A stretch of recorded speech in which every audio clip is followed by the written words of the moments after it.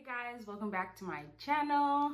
I'm so excited because I am 32 weeks pregnant. So that means that now I can focus a little bit more on preparing for birth. So really quick, before I really get into this video, just a quick update.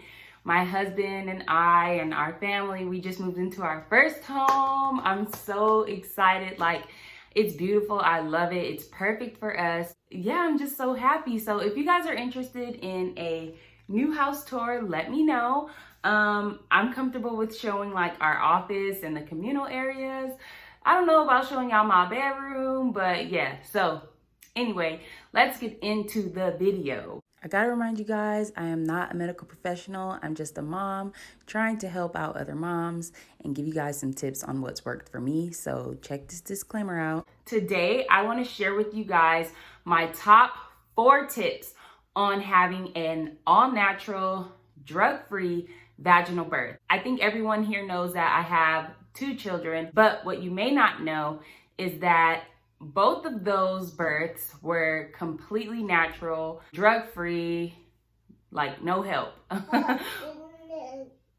No help but Jesus. I just had such a great experience. Any woman can do it as long as it's no medical things inhibiting her. So I really wanted to come on here and give some tips on it because it really is an amazing experience, and the less interventions you have, I truly believe the better off you'll be. These tips might seem really general, but I'm gonna try to break it down. It's gonna be general so that you can remember, but I'm gonna give you details. So tip number 1 is prepare mentally. Okay, and I know that's general and it probably sounds like just a bunch of crap, but you guys, when I tell you that mentally preparing for something like labor, it's serious. It's like preparing for a marathon.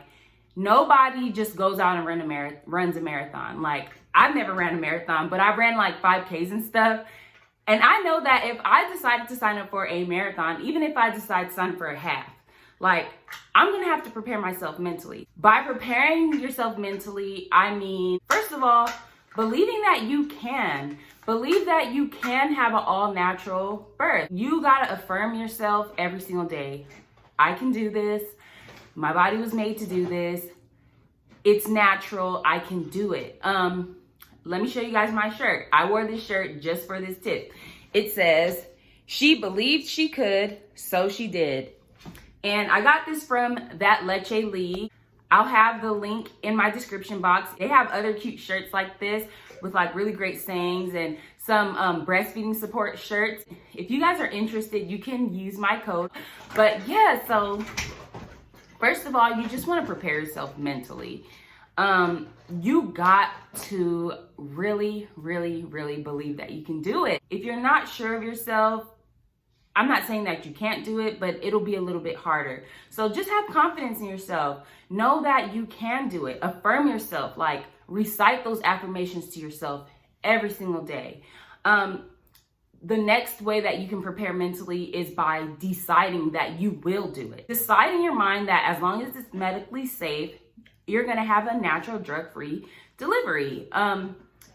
I think there's a big difference between saying, "Oh, I'm gonna try," versus saying, "I will do this." And my last tip with preparing mentally is to educate yourself. If you educate yourself on why having a drug-free delivery is best, you'll feel more obliged to do it when it gets hard. So know why. Why don't I want to take an epidural? Why don't I want to be induced with Pitocin? Why don't I want IV pain medications? So educate yourself on why you should just try to avoid those things if you can. One of my favorite books on the subject is Ina May Gaskin's Guide to Childbirth, and she just really lays it all out there. I mean, anything by Ina May Gaskins is good, but I think that this is just a well-rounded book to give you all the information that you kind of need. Another thing you can do if you're like not really into like reading, or if you don't have time, whatever, like you can get the audiobook. I believe they have it on Audible. There's also documentaries. My favorite documentary, I watched it when I was pregnant with my first, was called The Business of Being Born. And like, I was like, yes, like this, I'm having a natural birth, like that's it. That's what made me decide. And they talk about why, like, you know, interventions like Pitocin and epidurals and stuff, why it's just not the best thing unless it's medically necessary.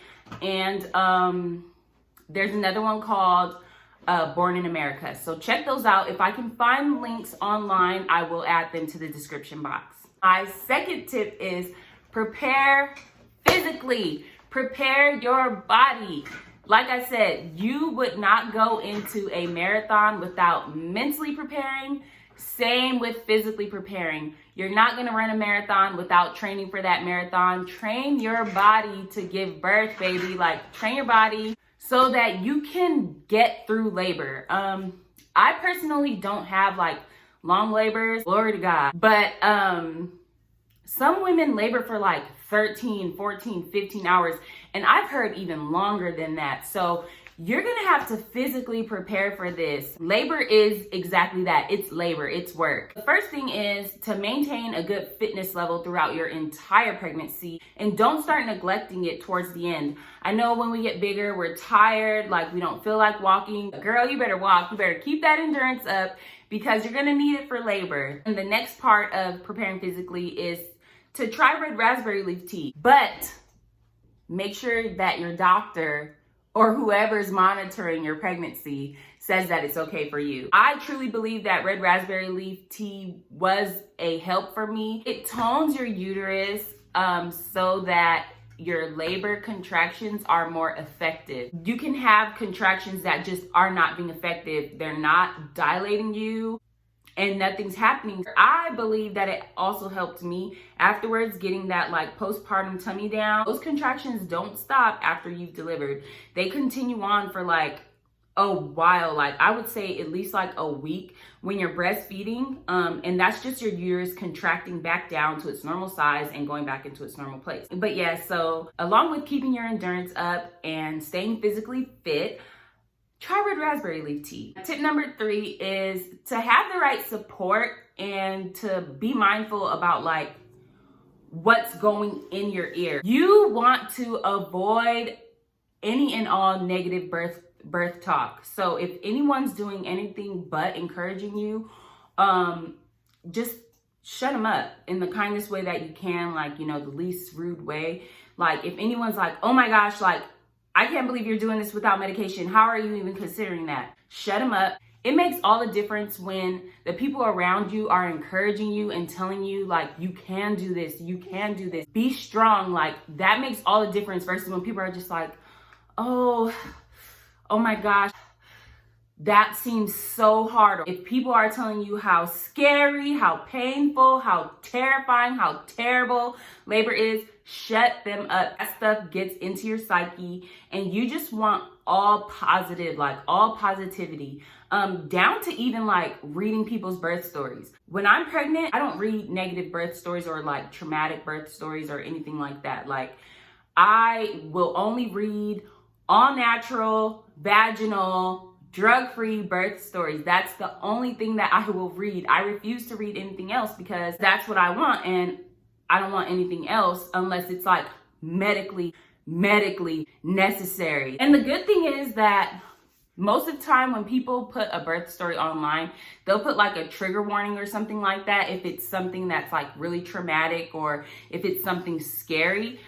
So just be mindful of like what's going in. Also making sure that your spouse or your partner is on board. One thing about my husband is that like when I'm in pain, when I don't feel well, he wants to do everything in his power to like make it better. They can like give you a massage, they can pray for you, they can, you know, just physically support you, like let you lean on them and stuff like that. But like there's gonna come a point like probably in that transition period where it's just you and this baby, and like you gotta get it done, girl. If you're in the hospital or if you're at home, just make sure your partner is on board with it as well. Let them know how important it is to you.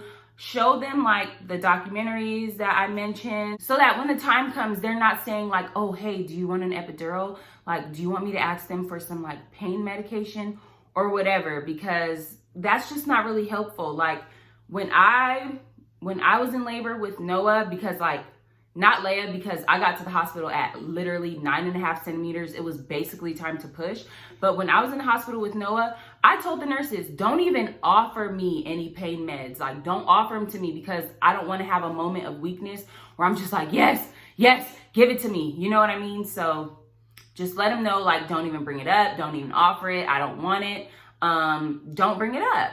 And number 4, my last tip, is to labor in a good environment. If you're in the hospital, ask to turn the lights down. Ask for more pillows so that you'll be more comfortable. Play some soothing music, spray some essential oils or some nice spray in the air that'll help you relax. Just be in a nice environment. I would personally say labor at home as long as you can, but ask your doctor when is the best time for you to get to the hospital. What I usually hear people saying is like, when contractions are 4 to 5 minutes apart and lasting a minute long for 1 hour. So like, don't go when contractions are still like 10 minutes apart and lasting 30 seconds, or 10 minutes apart and lasting 1 minute, because like, it might not be time, and you might end up like being admitted, but then you're stuck in a bed, like laboring in a bed. So just labor in an environment that's comfortable for you, with people who you feel supported by, people who you're comfortable with, people who are all under the same mission to get this baby out in a safe and healthy way, and who support your decision in having an all-natural drug-free vaginal birth. Well, and Noah wants to say hi, guys. Hi. He got new glasses. You got glasses, babe? Yeah. What color are they? Black. Black. All right. Sorry, guys. I actually forgot I wanted to add a bump shot into this video, because I'm actually doing it in lieu of like a 32-week update, because there's not really anything to update, and I really wanted to get this video up. So here is my bump shot.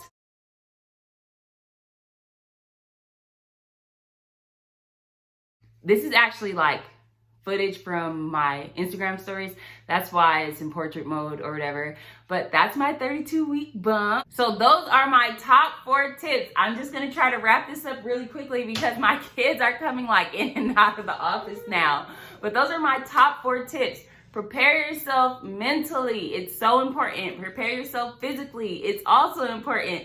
Have the right support, and labor in a peaceful environment. You guys, I just hope this video is helpful to you. I'm so passionate about women being able to give birth without fear, to do it, to not be afraid, to not feel like you have to have pain meds, to not feel pressured into cesarean, to not feel pressured into unnatural induction. So I really hope this video was helpful. You guys, please like if it was. Give me a comment down below if you've ever tried any of these things, or if you plan to try them. See, my kids are just like in and out of this room. And subscribe for more content like this. My next video will be on how to get the baby to engage into the pelvis. How to get the baby from in the belly to in the pelvis, because the baby just won't come down. I got some great tips on that, you guys. I'm also gonna do a video on how to naturally induce yourself at home. And hint, hint, I ain't gonna have y'all drinking no nasty castor oil that's gonna have you on the toilet. So yes, you guys, please look out for those videos. Like, comment, and subscribe. Follow me on Instagram at Elijah Flakes, and I'll see you guys in the next one.